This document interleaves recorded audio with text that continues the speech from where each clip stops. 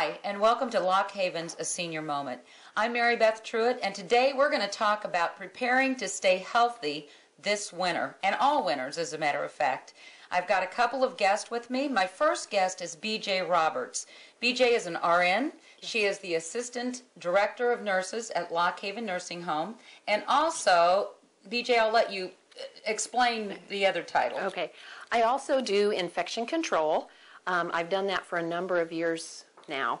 And one of the things that encompasses is influenza and prevention of influenza for our nursing home population. Wonderful, because I think that in talking about staying healthy during the winter months, one of the biggies is the influenza and the flu.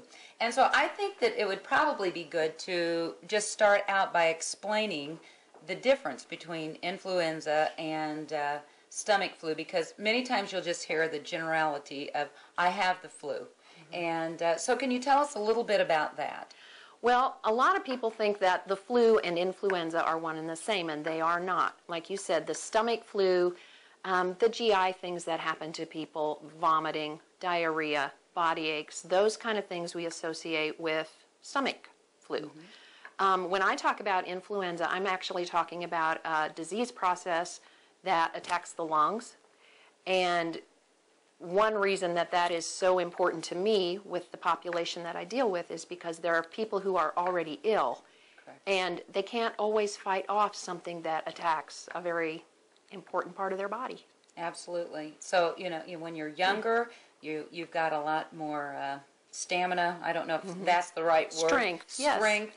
And so you can fight off these things. But the older that we get, the harder it is to do that. Many people, as they get older, develop chronic disease processes, heart problems, diabetes, rheumatoid arthritis, and that just takes away, again, from their immune system and their ability to fight those things off. Right.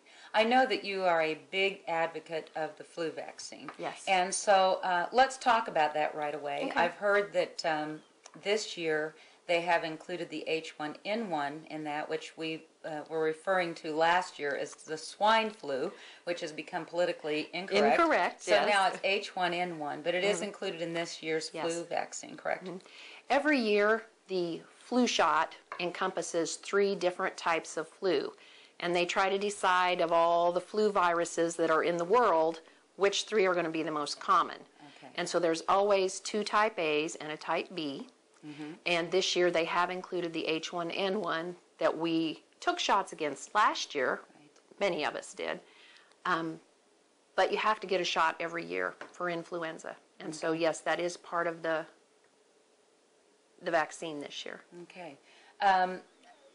Some might think that it is too late. This is November. Some might think it's too late to get the flu vaccine. What do you think? My personal opinion is, in our piece of the state, a lot of times we see flu viruses in January and February. It takes about 2 weeks after you get your vaccine to develop immunity, and then it really peaks in around 3 months.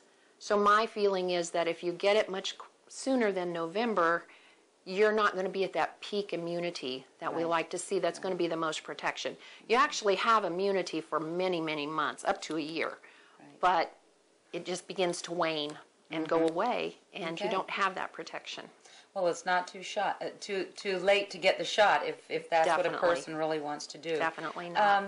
If you could pick one thing to prevent the flu, besides the flu vaccine, or again, whether it be stomach, whether it be the influenza, what would be one of the things that you think is one of the most important things for a person to do? Hand washing, without a doubt.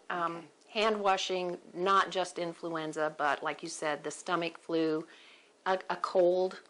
There's a lot of things out there that we actually pick up on our hands, and we give it to ourselves because we touch our face, and we touch our mouth or our nose or our eyes, and then we've inoculated ourselves with those germs. And so if we would wash our hands consistently and with the right technique, we would be able to prevent a lot of those problems. Well, great. Maybe you could show us the right technique. I think that would be important, because we hear that, we should wash our hands. Well, a lot of times we're busy, it's fast in, fast out, and we want to get it done. But I think that especially during the winter months, we probably want to take a little more time and use some different techniques. So we may take a look at that here in a little bit. Okay. Besides the hand washing, there's alcohol gel. There's a lot of that out there right now. They do recommend that alcohol gel be at least a 60% concentration. That's very important. So when you're buying alcohol gel, that's something you want to look at. And there's a certain amount you want to use. You want your hands to stay moist with alcohol gel for about 15 seconds. I see. And then it just evaporates, and that's what kills the germs with the alcohol. So is antibacterial soap the same thing as an alcohol gel, or are they different things? They're different preparations. Any antibacterial, whether it's a soap or an alcohol gel, is going to kill all bacteria. Right. And unfortunately, there are bacteria that are good. They help us to stay healthy. And so when you misuse even the alcohol gel or an antibacterial soap, you're killing good bacteria too, which is not always to our advantage. Yes. I think that there is quite a debate in the medical world as to whether we should just use plain soap, or use the hand sanitizers and things like that. At home, I would suggest that just regular old soap is good enough for every day. Now, if you have somebody at home that's got the influenza or has a serious illness, you may want to go to some antibacterial preparations for a while. Right. But generally speaking, just good old soap and water. It's your best friend. Talking about the cold, having a cold, you know, we used to talk about all the time, cover your mouth. What is the general rule of thumb now? You really want to keep your hands away from your mouth. Number one, if you have germs on there and you put them to your mouth, you're going to get sick. But another thing, if you cough or sneeze into your hand and then you don't immediately wash your hands, you run the risk of passing something on to someone else. So generally what they like to see is to cough into your elbow, like that, or your shoulder, or even, and I know they're teaching this to little kids a lot, is to cough into their collar. Okay, so we can no longer get after the little kids for not covering their mouth. That's with right. Their hand. Okay. Try to teach them. That's great. And you know, another thing that we think about commonly is where germs are. And we think about, oh, they're only, you know, on the bathroom, toilet seat, or whatever. Where are some other germs that we're really finding big concentrations? Generally, any flat surface, a tabletop, for example, a keyboard of a computer, because a lot of different hands may touch it. You don't always know if those hands were clean. Telephones, if you have a common telephone at home that everybody's using. Doorknobs. Yes. The handle of the cart at the grocery store. And they have so many anymore at the grocery stores and other stores. They've got the wipes that you can use, and I think you certainly should. Yes, and I think those are a good idea. I saw a little article the other day, and someone had mentioned this to me, and I didn't really take it extremely serious until I read this, was that your sponge that you wash your dishes with, it had them from the highest to the lowest as far as germs per square inch or something like that. The sponge that you clean off your dishes with was third. It ranked third in about a list of about 30. And so it was very, very high. Yes. Sponges are made to absorb. And if there is bacteria or viral particles or any contaminant, it absorbs that right along with everything else. I think it's time for us to go wash your hands or my hands or whoever's we're going to wash. Okay. But to find out the correct procedure in washing hands. Okay. Thanks, BJ. Thank you. We're at the sink now. I just wanted to show you all a little bit about the technique of washing your hands so that hopefully you can stay well this winter. You want to get the water temperature regulated first. You don't have to wash your hands with scalding hot water. That's actually going to be damaging to your skin. And you want your skin to stay intact as much as possible. A little bit of soap, work up a good lather. Always go a couple of inches above the wrist. If you wear jewelry, you kind of want to wash that jewelry. Get between the fingers. Get your nail beds. Usually 15 to 20 seconds of good friction is enough to loosen germs up so that when you rinse your hands, you just wash them down the sink.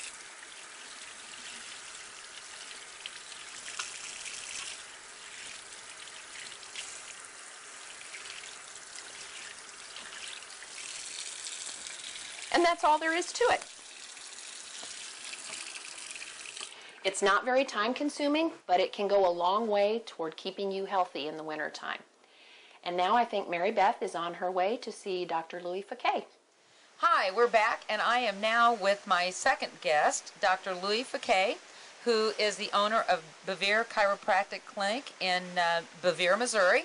And Dr. Louis, as I call him and a lot of people do, is really into kind of the natural way of prevention for diseases. And so we thought we would have this nice natural setting, and we sure have nature today. Yep. With all the wind. But we wanted to talk a little bit about preventing. What we're mainly talking about, Dr. Louis, is prevention, especially in seniors, and trying to ward off all the things that come along with the winter months. The flus, the influenza, the colds, and things like that. And we might even talk a little bit about injuries that can happen during the winter months in particularly. So I'd like to kind of start out. You have got a nice plate of food out here, and it looks really great, as a matter of fact. So I want you to tell why you chose this assortment of food, and talk about food and vitamins for prevention. Sure. Well, we got some apples here. Of course, apples, you know, the old adage, an apple a day keeps the doctor away. We have, and it has vitamin C, has pectin in it, which is good regularity. But the vitamin C is important for your immune system. And we'll talk a little bit more about vitamin C in a minute. But oranges, of course, they have vitamin C too. Grapes, vitamin C. We have almonds. Almonds have omega-3 fatty acids in them, which are a good form of fatty acid that keeps your inflammation down in your body. And keeping any kind of disease or colds away, inflammation is one of the big things you want to keep away. We have dark chocolate almonds, so you have the almonds and then you have the dark chocolate. And the dark chocolate, it has antioxidant properties in it. Dark chocolate, the more the cocoa content, you have to have a cocoa content of at least 70% in order to be really healthy. Otherwise, you're into the milk chocolates, which are just full of sugar, and that's not as good for you. And everything in moderation, too. You know, not 5 handfuls of these dark chocolate almonds, but maybe one handful or 4 or 5 of those, or 3 squares of a dark chocolate every day is very good for you. Cheese, real cheese, instead of a lot of the processed cheese foods that we have, because there's so many different chemicals and preservatives, and those all lead to inflammation, versus your natural cheeses, which are much, much better for you. Right. I see some grapes there, too. Yeah, grapes. I mentioned the grapes. They got vitamin C in them, too. Yeah, and they're good roughage, too. Helps keep you regular because of the... Wonderful. Well, then you've got these other supplements, so I'm assuming that, you know, if we ate everything that we are supposed to eat in a day's time, and especially in the amounts, we would be very full and probably cannot get all the good vitamins that we need to. So tell us a little bit about your supplements. I know you've got vitamin C's and probably multivitamins and so on. So well, there's many reasons to supplement anymore, because unless you're eating a completely organically grown food diet, your food, even our store-bought foods, do not have the mineral content that we should have to maintain ourselves. And one of the important things in any of our metabolic pathways that keep us running all day long are these little bitty things called coenzymes and vitamins, meaning vital amines, which are little nitrogenous packets, but they're vital amines, and that's where your vitamins come in. And your vitamins, and your vitamin C is one of them, which is a wonderful source that does many different things for you. It boosts your immune system. It helps with wound healing. It helps with glucose metabolism, which gives you better energy. It helps with iron absorption. Its antioxidant properties make it a natural anti-inflammatory. So there's that word inflammation again. We want to keep the inflammation down in our bodies as much as possible, because that leads to sickness. And in vitamins, there's a lot of controversy between mega doses and regular doses. These are 500 milligrams. And so I always tell my patients to take anywhere from 500, at least 1,000, up to 2,000 or 3,000 in a day in divided doses, because Just like when you take a pill for controlling a disease, you take them during the course of the day. That's to keep the blood level of that drug high in your system. Well, this is the same thing with vitamin C. You want the vitamin C levels to be consistent through the day, and your body will only absorb so much vitamin C. But then it goes through your system, it does what it's going to do, and keeps you healthier. We have a good multivitamin. These are called Metagenics products here. The Multigenics without iron, and most people that are over, women that have stopped menstruating don't need extra iron in their vitamins. Men do not need extra iron in their vitamins because iron is one of the leading causes of heart attack, so too much iron is not good.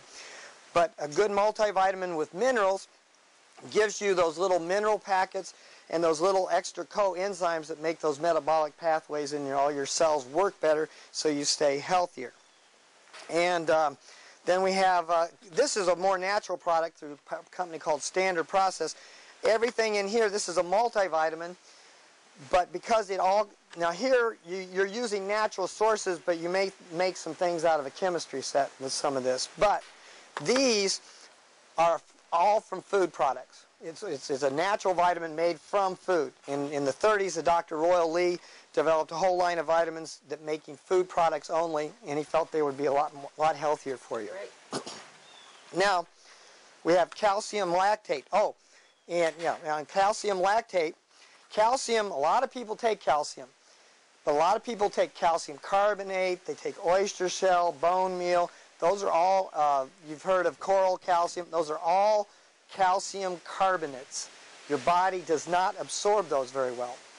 So the three forms of calcium I always recommend are lactate, gluconate, or citrate. Those are the ones. And so how does calcium, I mean, we don't always think about calcium doing anything to prevent some wintertime disease. What would calcium do for you in that respect? Well, it keeps your muscles tuned up. It keeps things going to your bones, and it's just one of those things. Good bone health. Yeah, and good muscle tone too. Great, great.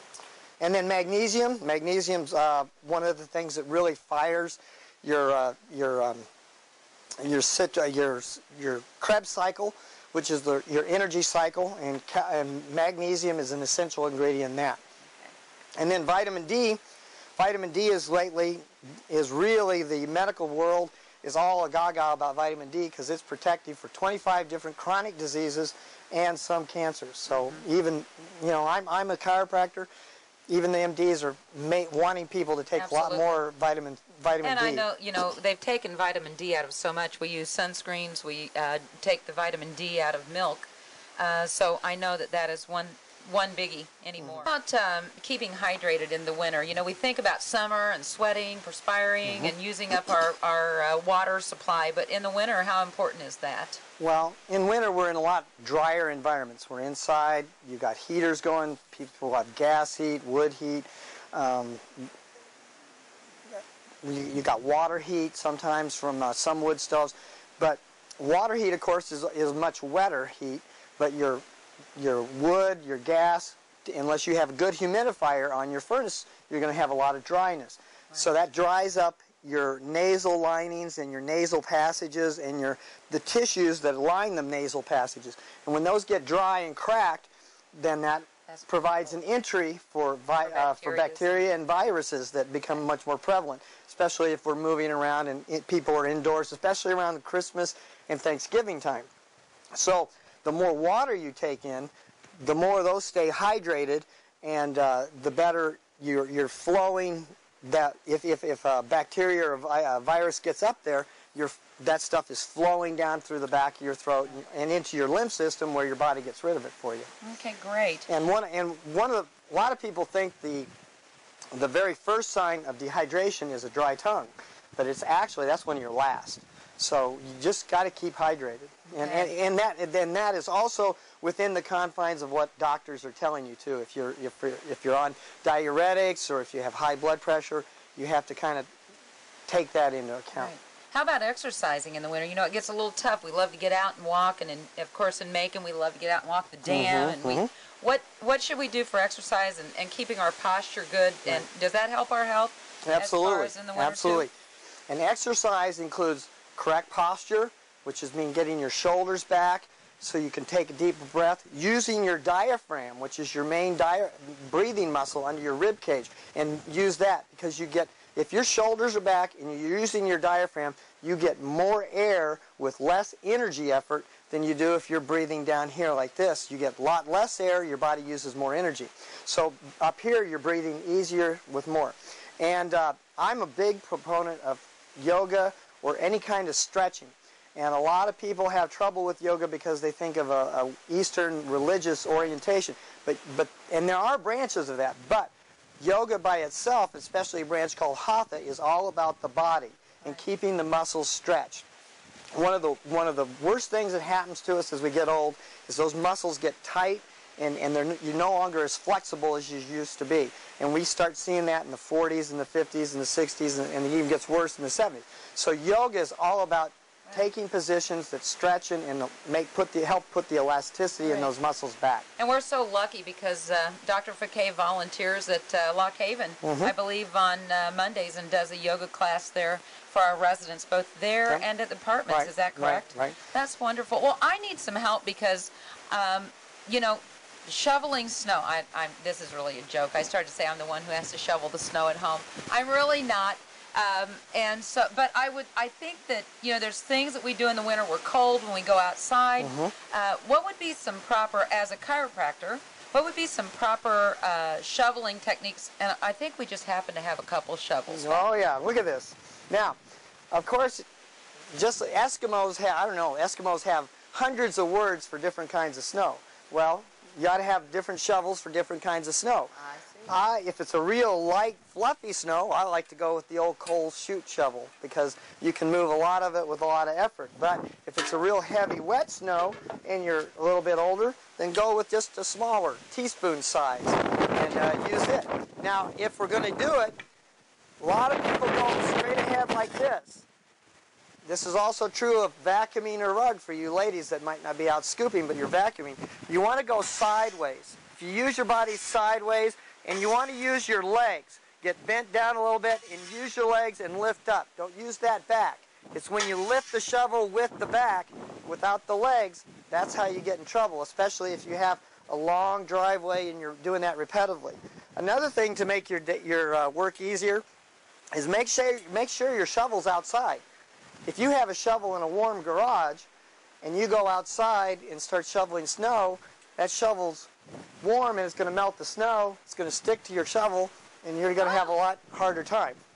Never, ever thought of that. Well, and another great idea is to hire the neighborhood boy to do it. Yes. You know, and I mean, it does come to a certain point in our life that might be the wiser thing to do certain things. And it provides employment for our young people. That is absolutely right. Okay, so I've done it wrong, though. I have shoveled incorrectly, and now I have pulled a muscle in my back. Here's the question. Do I put ice or heat on it? I am a huge proponent of ice. Always. Ice, always. The rule of thumb is first 72 hours ice, but I go way beyond that because, and I can't tell you how many people have come to my office who are almost crawling in because they've used that heat and they've slept on it overnight. Yeah, and heat feels so good. Oh, yeah. You know, Heat feels wonderful. Ice doesn't feel nearly as good, but heat provides an analgesic or a pain-relieving effect. But it brings blood into an already probably swollen area. Right. And when you do that, and then your analgesic or the pain-relieving effect's gone, then you have more pain, more stiffness, more swelling, and it's a self-perpetuating thing. Okay. A lot of creams provide heat. I recommend this stuff really highly, BioFreeze. It does not cause swelling. It feels very cold when it goes on. And if you're not doing BioFreeze, the best thing to do is to have either a gel pack in your freezer or a big, and depending on what area is hurting, as big a Ziploc bag as you can, full of ice. Then, whether it's gel pack or the ice bag, you wrap a wet towel, and you can have it wet on the side that's going to your skin if you want, but a wet towel goes all the way around it. You place it directly on the hurt area for 20 minutes, no longer. Off. 20 minutes only. Then you're off. Wait an hour, hour and a half. Do it again if you have to. Yep. And you can do that all through the day if you need to. A lot of times an immediate fix like that with ice for myself, I do know because I I have pulled different muscles.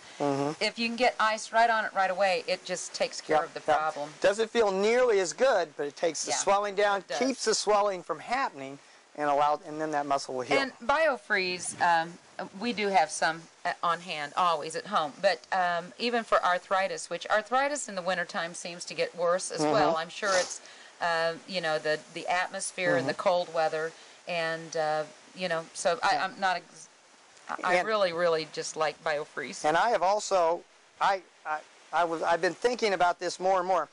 My parents raised me with Vicks Vapor Rub on the throat and the chest. Well, that's a heat generating thing.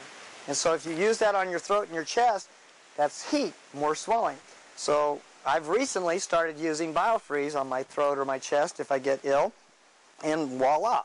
It really took the swelling down, and I slept better. Wonderful. And, That's good to know. Yep.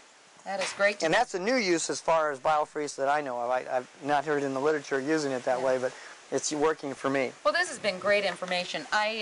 Just another thing that I'd like to touch on just briefly is a lot of times you'll hear people that get seasonal depression or seasonal blues or whatever you want to call it. Cabin fever. Yeah, cabin fever. You'll even hear that whenever the weather changes and we don't have this beautiful warm sunshine. What are, do the vitamins help that? What are other things? Exercise, what's a good prescription to kind of keep yourself away from those holiday, winter kind of blues? Right, well, just socialization, read things that are, try to stay as positive as possible, be with people as much as possible. Yes, vitamins and minerals, good food, a little bit of wine or a mull wine or something like that at to night. Take the edge off. Take the edge off, but with some people that may not work, but good cup of coffee in the morning. Great. All those things help. Okay. Well, this has been really, as I said, great information.